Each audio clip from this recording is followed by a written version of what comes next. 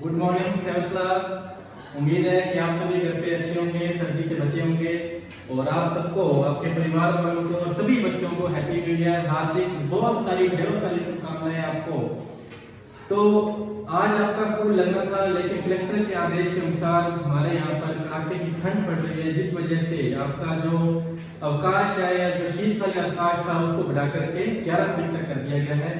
तो इसी बीच आपकी जो स्टडी है वो डिस्टर्ब ना हो, ठीक है। आप लगातार, आपको जो हॉलीडे होमवर्क दिया गया था, उम्मीद है कि सभी बच्चों ने वो कंप्लीट किया होगा। जिन्होंने नहीं किया वो इन 3-4 दिनों में उसको कंप्लीट करें, ठीक है। विदाउट हॉलीडे होमवर्क कंप्लीट कोई भी बच्चा ना आए। और इसी दौरान आपकी जो लास्ट मंथ जो हाफ ईयरली एग्जाम हुए थे वही आपको हॉलीडे होमवर्क दिया गया था, ठीक है। तो उम्मीद है कि सभी बच्चों ने वो किया होगा।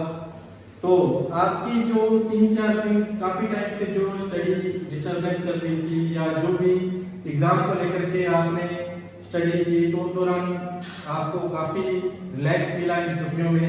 कई बच्चे घूमने गए, कहीं एंजॉय किया, कहीं ठंड से अंदर रहे। तो अपने फिर से उनको रिवीजन करते हैं। रिवीजन हाफ ईयरली का एग्ज़ाम का रिवीजन करने के पीछे ये एक रीजन है कि जो पूरा का हाफ सिलेबस आपका हो चुका है, उन्हीं में से ये सारी चीजें दी गई, ठीक है। और कुछ बच्चों ने तो बहुत अच्छी परफॉर्मेंस करी, काफी अच्छे नंबर लिए, लेकिन कुछ बच्चों ने अभी भी उस चीज पे परफॉर्मेंस नहीं करी। तो मैं हाफ ईयरली का सबसे पहले, इस वीडियो देखने से पहले मैं आपको बताऊंगा कि आप सबसे पहले अपने हाफ ईयरली का पेपर सामने रखें। जिनके पास नहीं है, ग्रुप में सेंड किया हुआ है, तो आप ग्रुप से उस पेपर को उठाएं और रख रखें, ताकि आपको पता लगे कि क्या क्वेश्चंस दिए गए थे, क्या उनमें से चीजें पूछी गई थी और क्या चीजें वो पूछ रहा था। ये सारी चीजें मैंने आपको पहले समझाई है, ठीक है। लेकिन फिर से मैं रिवीजन करूंगा। उस दौरान कुछ बच्चों ने अच्छे मार्क्स लिए, काफी अच्छे मार्क्स लिए, लेकिन कुछ बच्चे अभी भी पीछे थे। तो अपने रिवीजन स्टार्ट करते हैं हाफ ईयरली के पेपर से कि अपने क्या किया था, सर मैंने क्या चीज पूछी थी, क्या चीज आपका बेसिक नॉलेज था और क्या चीजें उसमें बताई गई थी। सबसे पहला आपका फिलिंग द ब्लैंक्स था। फिलिंग द ब्लैंक्स में क्या पूछा गया था?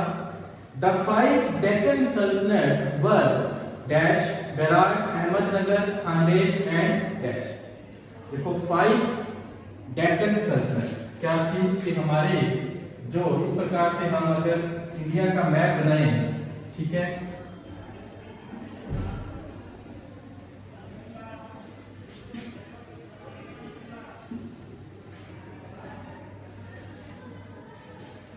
तो डेक्कन सल्तनत का मतलब होता है कि दक्षिण भारत में, यानी जो दक्षिण की जो सल्तनत थी उसके बारे में ही बता रहा है कि कौन कौन सी सल्तनत थी, क्या मतलब था इसका।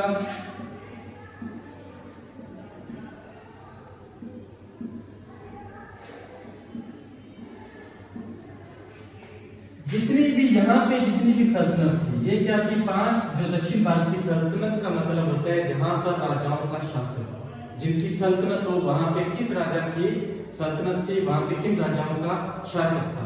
जो डेक्कन सल्तनत था, जो 5 दक्षिण की मुख्य कौन सी थी, यहाँ पे पांचों की पांचों चाहिए जो बताई गई हैं, इनमें कौन कौन सी थी? सबसे पहले थी बेरार, ठीक है। सेकंड नंबर पर थी अहमदनगर, ठीक है। थर्ड नंबर पर थी आपकी इसमें दिया गया खानदेश। ये आपके पेपर में दी गई थी कि 2 और आपको बतानी थी, 4th और 5th, कि ये 2 जो सल्तनत थी वो कौन कौन सी थी, ठीक है। इसमें एक थी बीजापुर। ये जब मैंने आपको चैप्टर करवाया था उसमें बताया था कि बीजापुर और गोलकोंडा, खानदेश, बेरार, अहमदनगर, बीजापुर, गोलकोंडा, ये 5 ऐसी सल्तनत थी जहां पे क्या था, इन राजाओं का शासक था इस भारत के, इस दक्षिण भारत के, जहां पर जो दक्षिण भारत का जो ये वाला हिस्सा है जहां पर ये चीजें बनी हुई है, इन 5 सल्तनत थी। इन 5 सल्तनत पर इन मुस्लिम शासकों का क्या था? शासन हुआ, ठीक है। कौन कौन सी ये चीजें क्वेश्चन में बताई गई थी, और जो इसका जो मेन आंसर था कौन कौन सा था? बीजापुर और गोलकोंडा। ये आप सभी बच्चे नोट कर लें। जिनको आता था ब्रिलियंट, जिनको नहीं आता था वो आज से बता दें कि जो 5 आपकी सल्तनत थी उनमें बीजापुर और गोलकोंडा ठीक, और बाकी ये 3 आपको उसमें दिए गए थे। ठीक है, नेक्स्ट जो आपका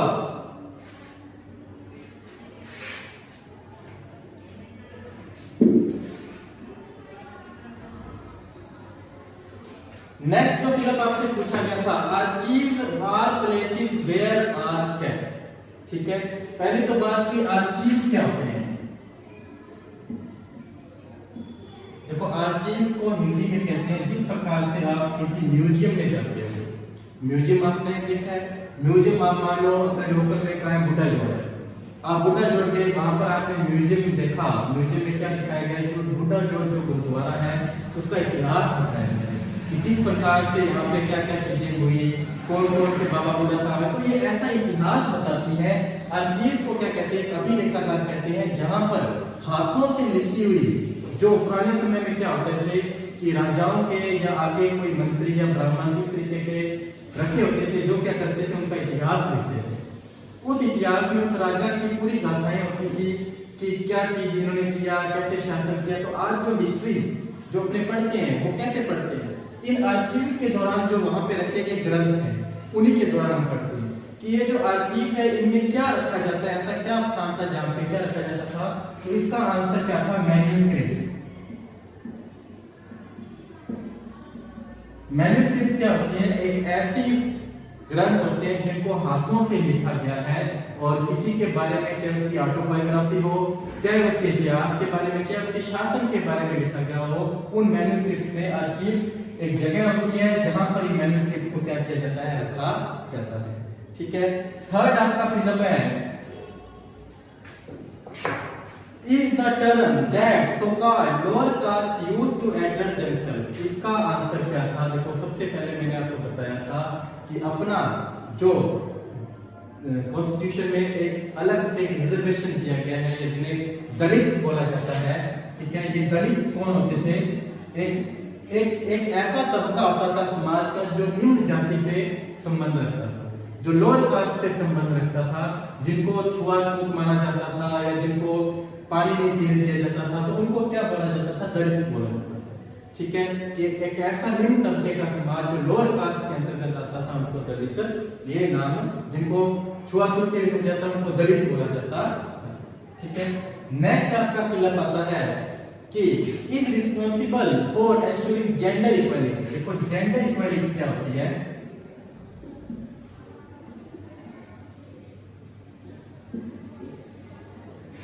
जेंडर इक्वालिटी होती है लैंगिक समानता, लैंगिक समानता, यानी कि आप सभी यहाँ पे बॉयज भी हैं, गर्ल्स भी हैं, यहाँ पे सबको समान रूप से क्या किया जाता है, पढ़ाया जा रहा है। आज भी अगर मैं आपको पढ़ा रहा हूँ तो सबको समान रूप से रखकर पढ़ा रहा हूँ, किसी के साथ भेदभाव नहीं किया जाता। ठीक है, ये इस कास्ट से है, ये ऐसा है या वैसा है, उसका कोई भी भेदभाव नहीं है। ऐसा नहीं सबको अलग अलग बिठाया जा रहा है, सबके समान रूप से समान व्यवहार किया जाता है, चाहे वो किसी भी जाति से हो, किसी भी धर्म से हो, चाहे वो गोरा हो चाहे काला हो, कोई ऐसा भेदभाव नहीं किया जाता। इसके लिए कौन रिस्पॉन्सिबल है, किसने ऐसा किया, गवर्नमेंट जो होती है रिस्पॉन्सिबल, ये सरकार ने, हमारे कॉन्स्टिट्यूशन में ऐसी चीजें आई हुई है कि हम किसी के साथ भी लैंगिक असमानता या उसका भेदभाव नहीं रख सकते। ठीक है, जो थर्ड था उसका क्या आंसर था, गवर्नमेंट, यानी सरकार क्या करती है, जेंडर इक्वालिटी को, लैंगिक समानता आई होती है। ठीक है, उसके बाद ये थे आपके फिलअप्स। ठीक है, फिलअप्स के दौरान ये चीजें बताई गई थी। नेक्स्ट आपके आते थे एमसीक्यूज। एमसीक्यूज में पहला एमसीक्यूज था आपका, mushrooms rocks are found in. देखो, रॉक्स के बारे में मैंने आपको बताया था कि रॉक्स क्या होती हैं, यानी जिन्हें हिंदी में बोला जाता है चट्टानें, जो बड़ी बड़ी आप पत्थर के पर्वत की जो चट्टानें देखते हैं वो भी किसी न किसी दौरान से निर्मित हुई होती है। तो मैंने बताया था कि रॉक्स क्या होती है, कि इस प्रकार से वोल्केनो होती है, वोल्केनो यानी ज्वालामुखी जिसको अपने बोलते हैं। आज से कई हजारों साल पहले क्या था कि हमारे देश में अलग अलग प्रकार की क्या थी, ज्वालामुखियां थी, अलग अलग क्षेत्रों में। आज के भी कहीं पे क्या है कि ज्वालामुखी आज के टाइम में कई तो जगह समाप्त हो चुकी है, कई जगह पे क्या है आज भी है। तो इन ज्वालामुखियों से क्या निकलता था, लावा या मैग्मा निकलता था। ठीक है, लावा या मैग्मा। ठीक है। इन्हीं लावा और मैग्मा जब इन ज्वाला इनका जो टेम्परेचर था, ठीक है, इनका जो टेम्परेचर था वो बहुत ही ज्यादा क्या था, हाई था, ठीक है। तो क्योंकि जो लावा और जो मैग्मा होता है इसमें इतना टेम्परेचर, क्योंकि जो भी आप मान लो सॉलिड फॉर्म देखते हो, लोहा हुआ, जितने भी आप ये देखते हो, ठीक है, ये सारा इन्हीं से ही बना हुआ है, ठीक है, इन चट्टानों से ही बना हुआ है। जितना भी आपके मिनरल्स निकलते हैं, डीजल पेट्रोल, तो इन्हीं दौरान से निकलते हैं। जब ज्वालामुखी से ये सब बाहर आता है तो ये ठंडा होकर के रॉक्स का निर्माण करता है, ठीक है। इन्हीं रॉक्स में से अलग अलग प्रकार की रॉक्स का निर्माण हुआ, जिन्हें आपने igneous rocks, sedimentary rocks, metamorphic rocks के नाम से जाना। इसी प्रकार से अलग अलग क्षेत्रों में अलग अलग प्रकार की चट्टानों का निर्माण हुआ, ठीक है। तो ये थी रॉक्स, और उसमें आपकी आती है कि जैसे मान लो आपने मशरूम रॉक्स के बारे में पढ़ा, ग्लेशियर्स के बारे में पढ़ा, ठीक है, और इग्नियस रॉक्स के बारे में पढ़ा। तो इसी प्रकार से जो मशरूम रॉक्स थी, ठीक है, ये कहाँ मिलती है, अपनों को डेजर्ट में देखने को मिलती है। डेजर्ट यानी मरुस्थलीय क्षेत्रों में या थार के मरुस्थलीय क्षेत्रों में, वहां पे ये मशरूम रॉक्स को आप कभी रेगिस्तान में जाना, कहीं पे जाना, जैसलमेर या जोधपुर साइड जाते हैं, तो आप देखोगे कि चट्टानों के उस टीले के चट्टानों में कुछ आपको मिलेगी। पथरीला राजस्थान बोला जाता है जैसलमेर, जोधपुर में, तो वहां पे ये मशरूम रॉक्स आपको, मान लो जिस प्रकार के आप मशरूम्स वगैरह जो बनी होती है उसी प्रकार से एक इसी तरीके के आकार आकृति की क्या बनी होती है, रॉक्स बनी होती है, ठीक है। इन्हें मशरूम रॉक्स बोला जाता है, ठीक है। इसका जो थर्ड आंसर था एमसीक्यू का, उसका क्या था, डेजर्ट यानी मरुस्थलीय क्षेत्रों में ये पाई जाती है। नेक्स्ट आपका आता है the most important layer of atmosphere. सबसे पहले आपका आता है एटमॉस्फेयर।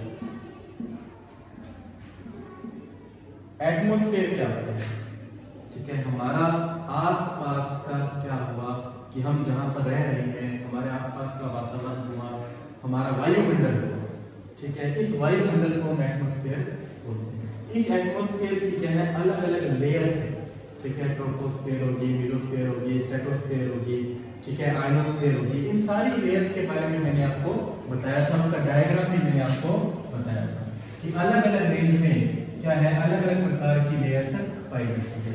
कहीं पे ट्रोपोस्फेयर है, कहीं पे स्ट्रेटोस्फेयर है, कहीं पे मेसोस्फेयर है, कहीं पे एक्सोस्फेयर है, आयनोस्फेयर है। इस अलग अलग प्रकार की क्या है, ये लेयर्स, ठीक है। तो अपने जो एटमॉस्फेयर है इसकी मोस्ट इंपोर्टेंट लेयर कौन सी है, मोस्ट इंपोर्टेंट लेयर कौन सी है, इसकी मोस्ट इंपोर्टेंट लेयर है ट्रोपोस्फेयर, जिसमें हम रहते हैं। यहाँ पे देखो ट्रोपोस्फेयर को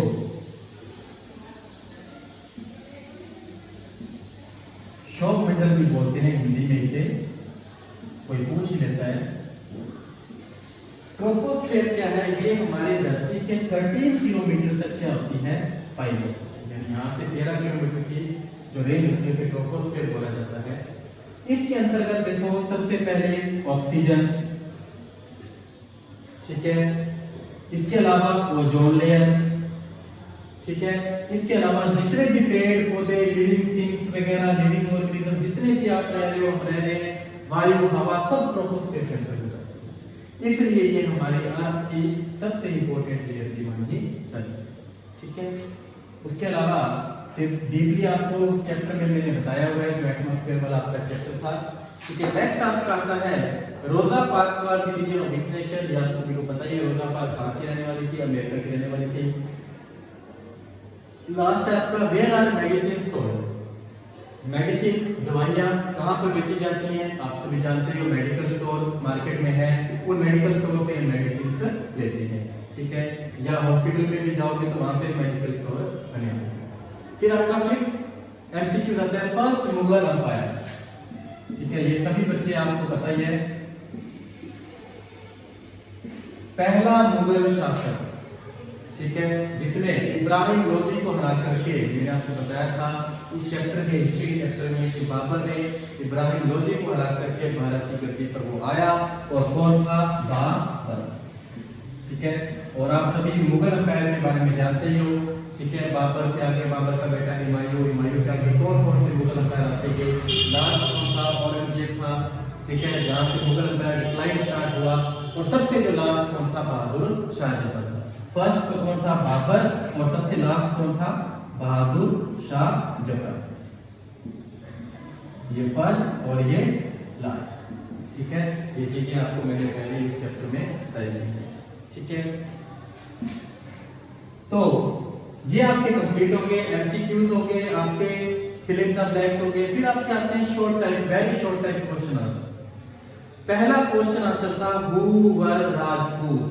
राजपूत कौन थे या कौन होते हैं या कौन थे राजपूत। राजपूत का मैंने आपको पहले बताया था कि राजपूत क्या है, कोई एक जाति। आज के टाइम में तो चलो बन गई, लेकिन पहले के टाइम में क्या था कि राजपूत जो वर्ड है, राजपूत जो वर्ड है उसका क्या मतलब होता है। राजपूत वर्ड का मतलब होता है राजा का बेटा।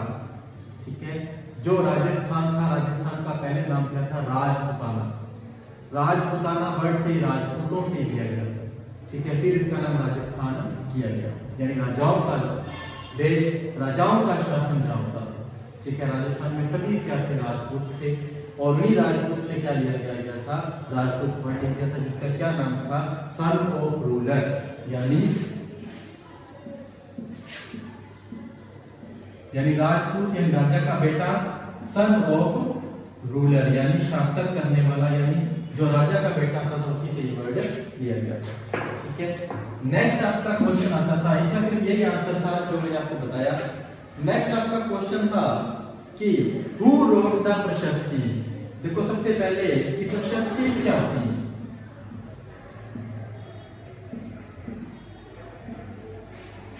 अब मैंने आपको मैन्युस्क्रिप्ट्स के बारे में बताया था। ठीक है, और वही मैन्युस्क्रिप्ट्स क्या होती थी, एक अभिलेखागार आर्चीव्स के अंतर्गत आती थी, वही प्रशस्तियां होती थी। प्रशस्तियां का मतलब एक होती थी कागजों पर लिखना, एक होती थी पत्थरों पर लिखना, शिलालेखों पर लिखना, पत्थरों पर लिखना, मेटल पर लिखना। इन्हीं को क्या किया जाता था, प्रशस्ति। ये कौन लिखता था, लर्न ब्राह्मण्स द्वारा लिखा जाता था, विद्वान।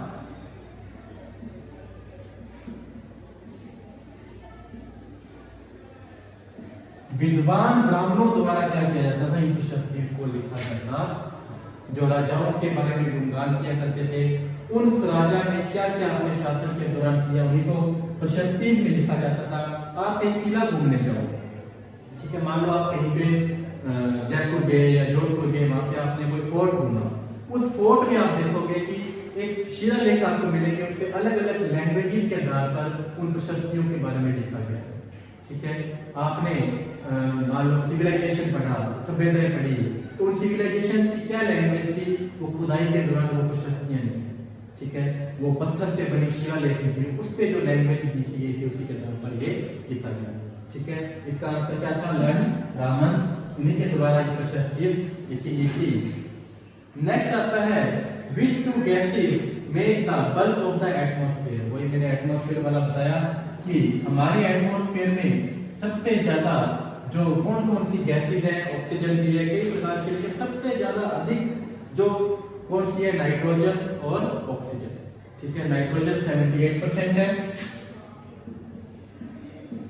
और ऑक्सीजन जो थी वो कितनी है, 21%।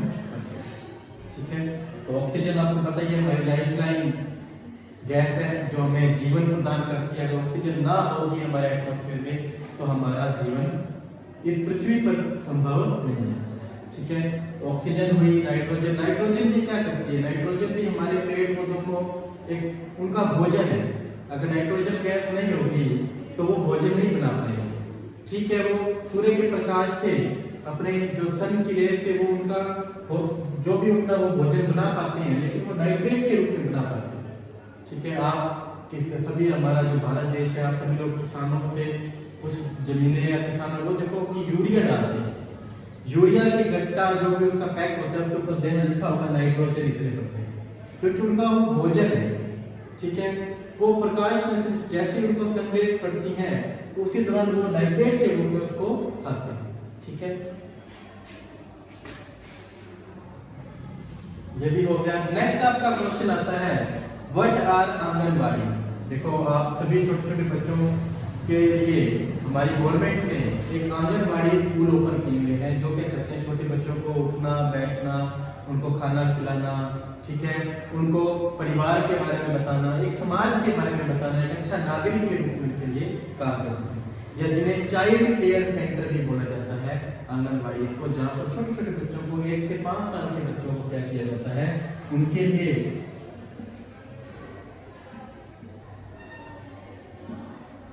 1 से 5 साल के बच्चों के लिए क्या किया जाता है, उनकी देखभाल की जाती है, छोटे छोटे बच्चों को पढ़ाया जाता है, सिखाया जाता है इन छोटी छोटी जगहों पर।